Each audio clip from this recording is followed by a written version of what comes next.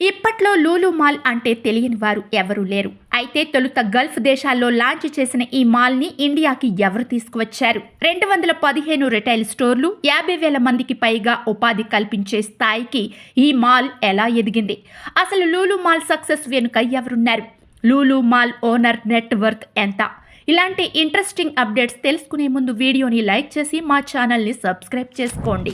ఏదో ఒక పని చేసుకుందామని కేరళ నుంచి దుబాయ్ వెళ్లిన భారతీయ యువకుడు అరబ్ షేక్స్నే షేకాడిస్తూ వేల కోట్లకు అధిపతి అయ్యారు.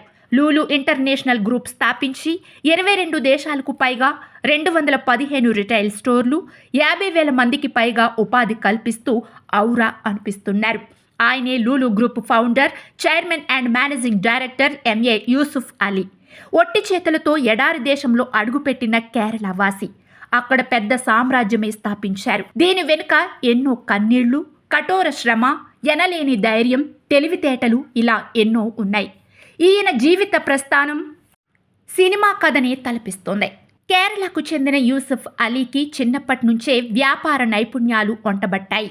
యూసుఫ్కు 18 ఏళ్లు నిండినా ఉద్యోగం రాలేదు. దీంతో అబుదాబీకి వెళ్లి బంధువును కలుసుకున్నాడు. 3 సంవత్సరాలు కిరాణా షాప్లో పనిచేస్తూ సరుకుల ఎగుమతి దిగుమతులపై అవగాహన పెంపొందించుకున్నారు. ఆ ప్రాంతంలో ఏ వస్తువు చౌకగా దొరుకుతుందో తెలుసుకుని షాప్లో కూర్చునే కంటే వ్యాపారం చేస్తే మంచిదనుకున్నారు. అప్పుడే యూసుఫ్కు షబీరా అనే యువతితో పెళ్లయింది. అక్కడి నుంచి ఆయన దశ తిరిగింది.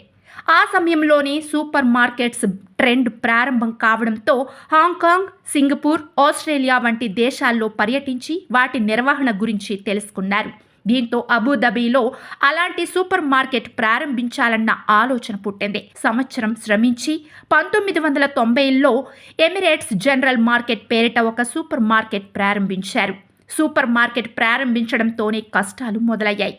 వ్యాపారంలో అంతరాయాలు, ఇంటి నుంచి తల్లిదండ్రుల ఫోన్లు, ఇరాక్పై అమెరికా ప్రయోగించిన క్షిపణి అదుపు తప్పి దుబాయ్పై పడుతుందన్న వదంతులతో గల్ఫ్ భారతీయులంతా స్వదేశానికి తిరిగి వచ్చారు. యూసుఫ్ మాత్రం ఆశ వదులుకోకుండా అక్కడ సూపర్ మార్కెట్స్ నెలకొల్పి ధైర్యంగా నిల్చున్నాడు. అప్పుడే పలుకుబడి ఉన్న షేక్లతో యూసుఫ్కు పరిచయాలు ఏర్పడ్డాయి. రాజ కుటుంబీకుల్ని కలిసే అవకాశాలు కూడా వచ్చాయి. క్రమక్రమంగా యుద్ధ మేఘాలు తేలిపోవడంతో యూసుఫ్ వ్యాపారాలు జోరందుకున్నాయి. లాభాలు బాగా రావడంతో 1995లో లూలు గ్రూప్ ఇంటర్నేషనల్ అనే సంస్థ నెలకొల్పి అబుదాబీలో లూలు బ్రాండ్ పేరిట అతిపెద్ద సూపర్ మార్కెట్ ప్రారంభించారు. 5 ఏళ్లలోనే అంటే 2000లో దుబాయ్లో కూడా లూలు హైపర్ మార్కెట్ స్టోర్ తెరిచారు. ఇక వెనుదిరిగి చూసుకోలేదు.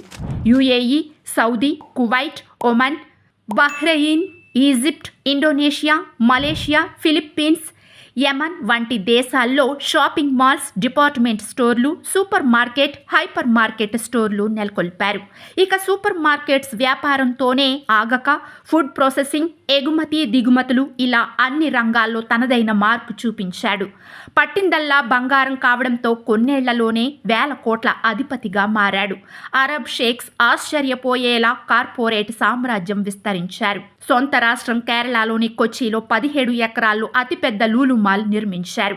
దేశంలోనే కొచ్చి తర్వాత బెంగళూరు, తిరువనంతపురం, పాలక్కడ్, కోజికోడ్, లక్నో, హైదరాబాద్ నగరాల్లో లూలు మాల్స్ ఏర్పాటు చేశారు. సాధారణ వ్యక్తిలా అరబ్ దేశానికి వెళ్లి కిరాణా షాప్లో పనిచేసిన వ్యక్తి అక్కడ వేల కోట్ల సామ్రాజ్యం నెలకొల్పారంటే భారతీయులుగా గర్వించాల్సిన విషయం. ప్రస్తుతం ఫోర్బ్స్ బిలియనీర్స్ జాబితా ప్రకారం ఆయన సంపద సుమారు 72,000 కోట్లకు పైగా ఉంది.